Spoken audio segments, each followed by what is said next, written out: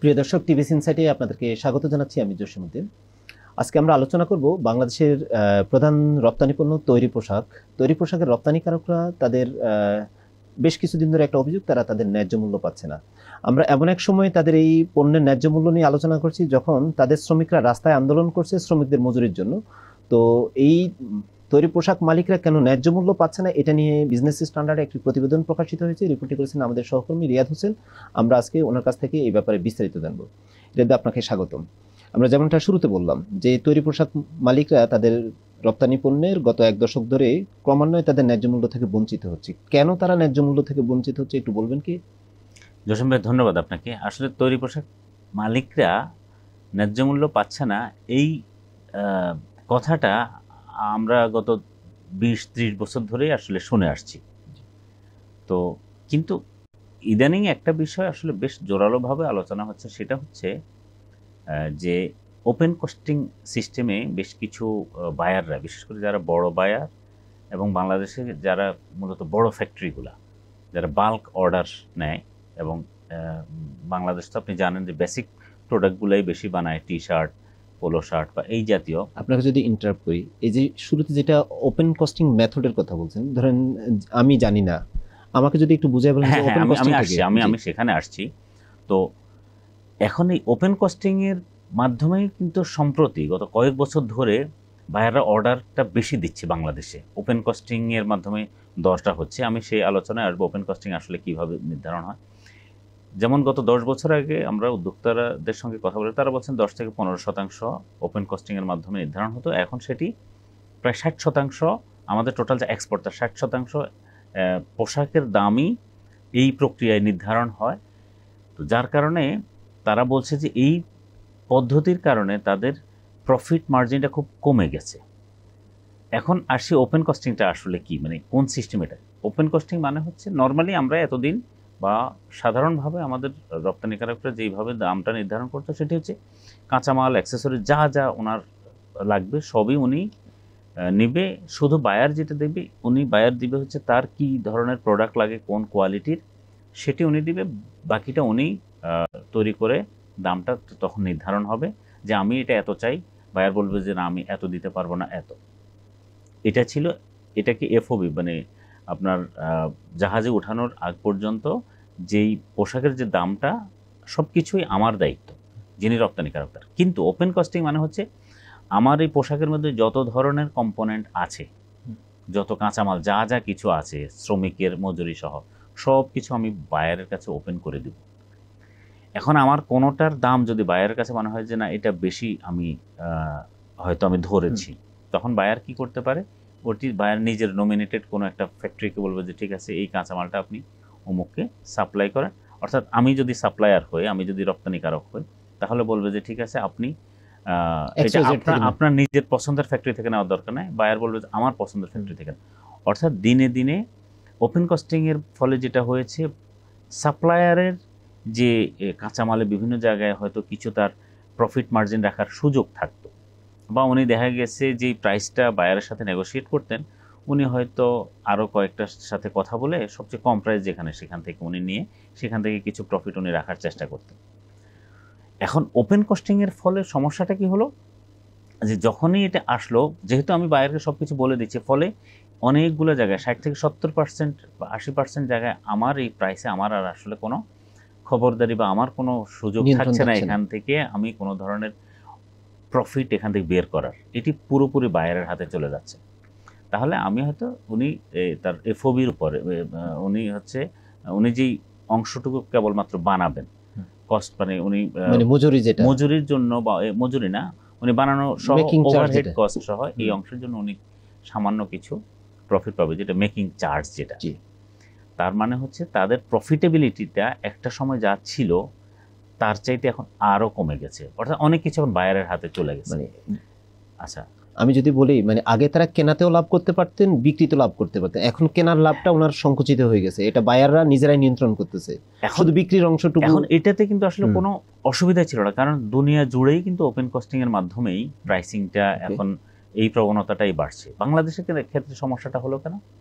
বাংলাদেশের ক্ষেত্রে সমস্যা হচ্ছে ওই যেটা বললাম বাংলাদেশে কিন্তু অনিশ্চয়তা আছে অনেক জায়গায়। হুট করে রাস্তায় আপনি দেখবেন যে কোনো একটা গন্ডগোল শুরু হয়ে গেছে, পোর্টে কোনো একটা সামান্য কারণে তার প্রোডাক্ট কাঁচামাল হয়তো আটকে আছে 7 দিন 10 দিন 15 দিন, তাকে পোর্ট চার্জ দিতে হলো, তাকে তার প্রোডাকশন হ্যাম্পার হলো, হঠাৎ করে শ্রমিক আন্দোলন শুরু হয়ে গেল, তার ফ্যাক্টরিতে ঠিকমতো কাঁচামাল আসতে পারলো না, অথবা তার ফ্যাক্টরি ক্ষতিগ্রস্ত হলো, উৎপাদন ব্যাহত হলো, এই ধরনের, বা কোথাও আন্ডারহ্যান্ড ডিলিংস হয়। যেমন আপনি জানেন যে আমাদের পোর্ট কাস্টমসের বিভিন্ন জায়গাতে অফিসে তাদেরকে আন্ডারহ্যান্ড ডিলিংস, অর্থাৎ অনেক কাজের জন্যই তাদেরকে সোজা কথায় যদি বলি ঘুষ দেওয়ার একটা প্রবণতা বাংলাদেশে আছে, যেটা অন্য দেশগুলোতে এইভাবে আসলে নেই।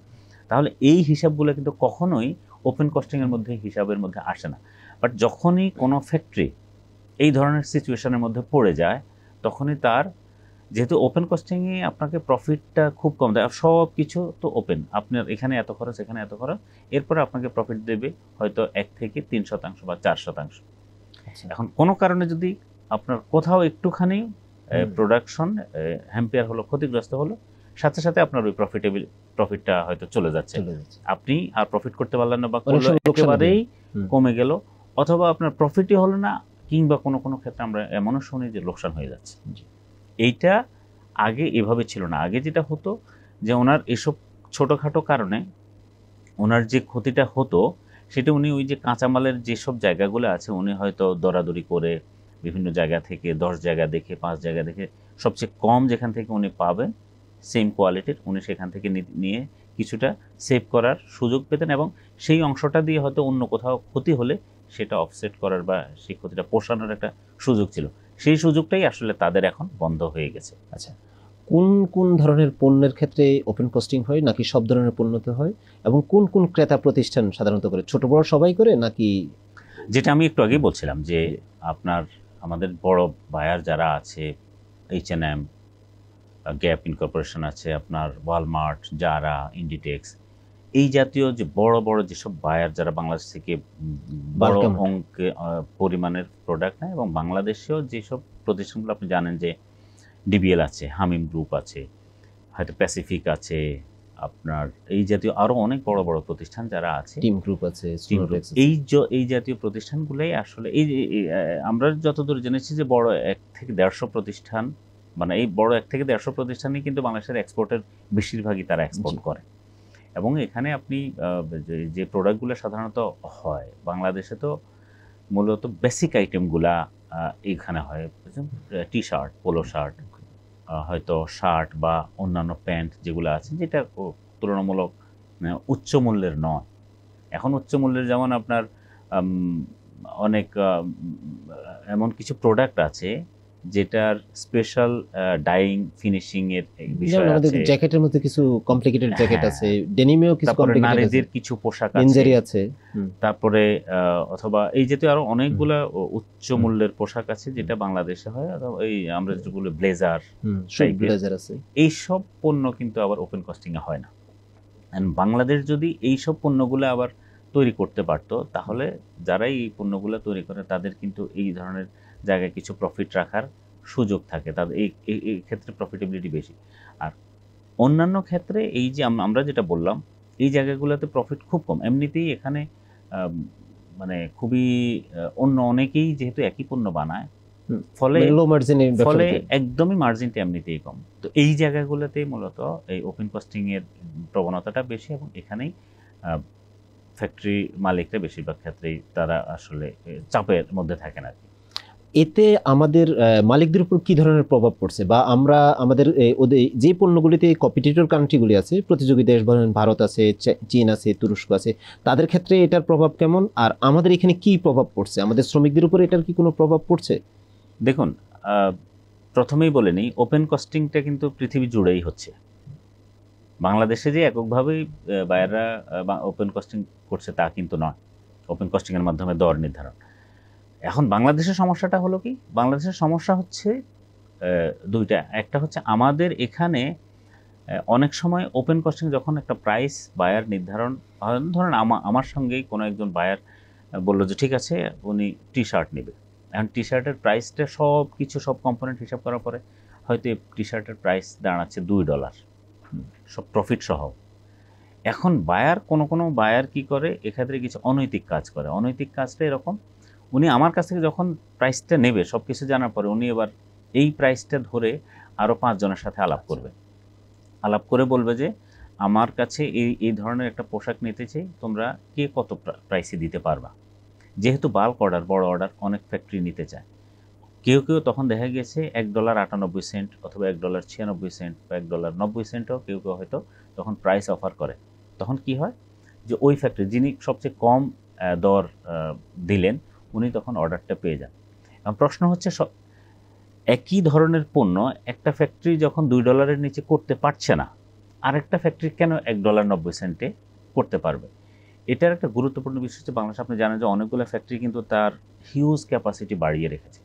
এখন ক্যাপাসিটি বাড়ানোর ফলে কি হচ্ছে, তার প্রতি মাসেই রেগুলার কিন্তু তার একটা কাজের ফ্লো থাকতে হবে। যদি কোনো কারণে অর্ডার কম হয়, শ্রমিকের বেতন, ওভারহেড কস্ট আরও অন্যান্য অনেক কিছু মিলিয়ে তার হিউজ পরিমাণ টাকা চলে আসে। কারো 7-8 কোটি টাকা প্রতি মাসে কোনো ফ্যাক্টরির এই ধরনের কস্ট চলে আসে। এখন যদি কোনো এক মাস তার কোনো একটা সেকশন যদি বসে থাকে, অর্ডার না থাকে, তাহলে তার হয়তো 2-4 কোটি টাকা লস হয়ে যায়। সেক্ষেত্রে কি করে যে ঠিক আছে কিছুটা কম প্রাইসে হলেও, মুনাফা না হলে অ্যাটলিস্ট এই ব্রেক ইভেন পয়েন্টে, মানে মুনাফা না হোক অন্তত লোকসান না হোক, এরকমও অনেকে অর্ডার নিয়ে যাতে অন্তত তার যে বিপুল পরিমাণ যে লোকসান হয়ে যাওয়ার সম্ভাবনা, সেই লোকসানটা যাতে না হয়, এইভাবে নিজেরা অসুস্থ প্রতিযোগিতার মধ্যে নেমে এই ধরনের অর্ডার ধরার একটা প্রবণতা আছে। ধন্যবাদ জিয়াদ ভাই আপনাকে।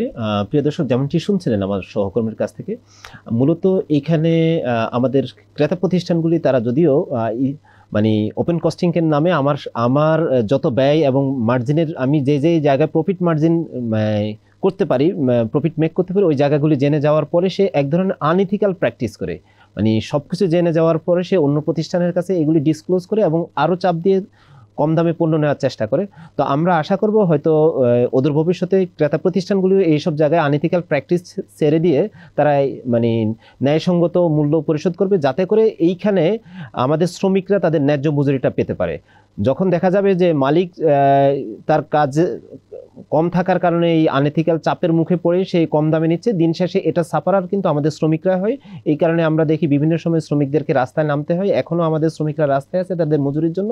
তো আগামী দিনে হয়তো ক্রেতা প্রতিষ্ঠান যদি এইসব দিক বিবেচনা নিয়ে তাদের আনএথিক্যাল প্র্যাকটিস বন্ধ করে, হয়তো আমাদের এই শ্রমিকদেরকে আর রাস্তায় নামতে হবে না তাদের মজুরির জন্য। এই ছিল আজকের মতো আমাদের এই অনুষ্ঠান। যদি আপনাদের ভালো লাগে লাইক করবেন, কমেন্ট করবেন, টিভিএসের সাথে থাকবেন। ধন্যবাদ আপনাদের সবাইকে।